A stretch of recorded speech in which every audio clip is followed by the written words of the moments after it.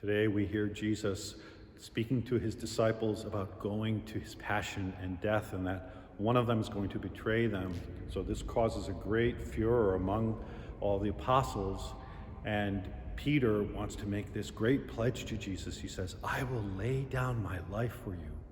And Jesus responds to him, looks at him and says, "You cannot follow me now."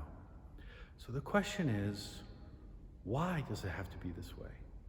Why doesn't Jesus simply give to Peter what he needs in order to be able to follow him now? Why does Jesus say, "You will be able to follow me later"? I remember that when I was a boy, every year, there used to be this annual football competition. Maybe you remember it, called Punt, Pass, and Kick. So when I was like 8 or 9 years old, on this Saturday morning, early in the morning in the fall, we went to the Rockville High School football field to participate in this competition. I went with a friend of mine. Now I'm going to tell you something. I was not a sports guy. I was like the opposite of athletic. But I did these 3 events. I punted, I passed, and I kicked. And apparently I did pretty well, because my friend said to me, "Wow, that was fantastic. You're a shoo-in for getting one of the top 3 spots, first, second, third place." I said, "No way." He said, "Yeah, absolutely. No doubt about it. Yeah, you're one of the finalists. You're going to be getting this." I said, "Really?" He said, yeah. So the prizes were given later that day at halftime of the Rockville High School football game. So we went off and did whatever. And then at halftime, we went back to Rockville High School, and I went to the bleachers, to the entrance to get to the field. And there's the guard with his list, and my name is not on the list of the finalists. So somehow I managed to finagle the guy into letting me onto the field. I said, "No, I'm one of the 3 finalists for the punt, pass, and kick competition. You have to let me on. I mean, otherwise I won't get this award." And so onto the field I go with 3 other guys, and we all kneel down on one knee, and the announcer is there announcing everything. He says, "Oh, something strange is happening on the field. We have 4 contestants for the prizes." And I thought to myself, "Oh, the poor guy that is here and isn't supposed to be here." So anyway, he announces the 3rd prize. It's not me. He announces the 2nd prize. No, it's not me. He announces the 1st prize. No, it's not me.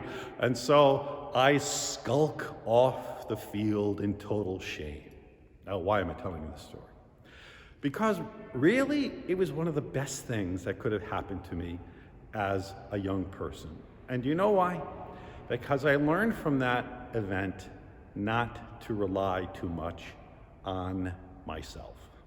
When St. Thomas Aquinas is commenting on this episode in the Gospel of John, he says, the reason why Jesus lets Peter be tempted and actually to fail is so that when he becomes the head of the church, he will have an unpretentious opinion about himself, and so that he'll be compassionate to other people when they sin. But there was even a bigger moral or benefit that came out of this, a lesson that I learned, and it is this, that it was good for me to experience my weakness. St. Therese of Lisieux, who's a doctor of the church, she asked the question, well, why didn't Jesus simply at that moment say to Peter, "Ask me what you need and I'll give it to you"?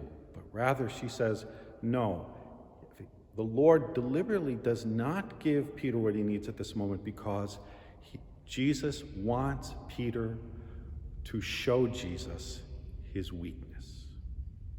In other words, Jesus is begging Peter to make a gift of his weakness to the Lord.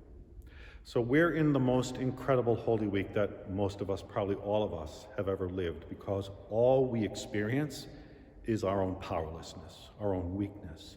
And here's the thing.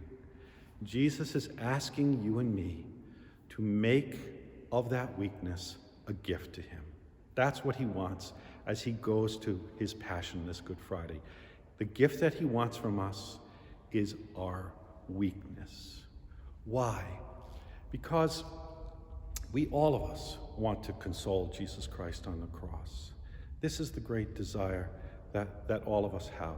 But it's through our experience of weakness that we become more convinced of his love for us than anything that we can do for him. I mean, this is why for Peter, his weakness didn't do him in. The great saints tell us that Judas Iscariot and Peter both committed the same sin, the sin of betrayal, the sin of denial.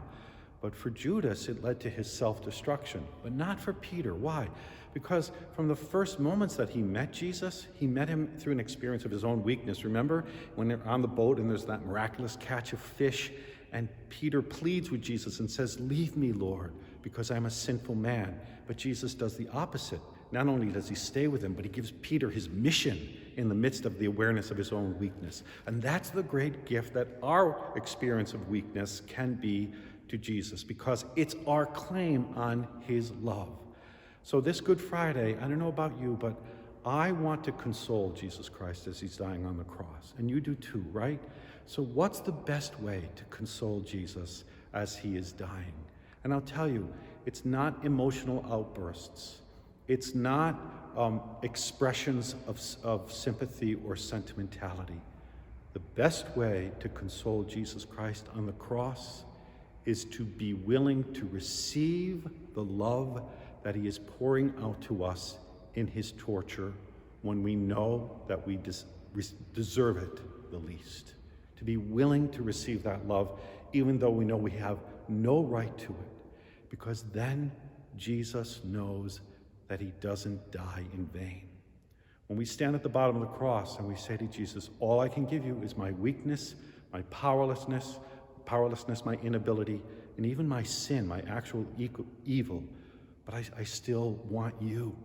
I still am longing for you. Then Jesus doesn't die in vain. He dies with great consolation, and you give it to him. Even now, Peter can hear Jesus speaking in his heart this question: do you love me? Do you love me? And he's speaking that question to us as well. So let's beg for the grace as we make our way to Calvary to hear that voice and to obey. God bless you.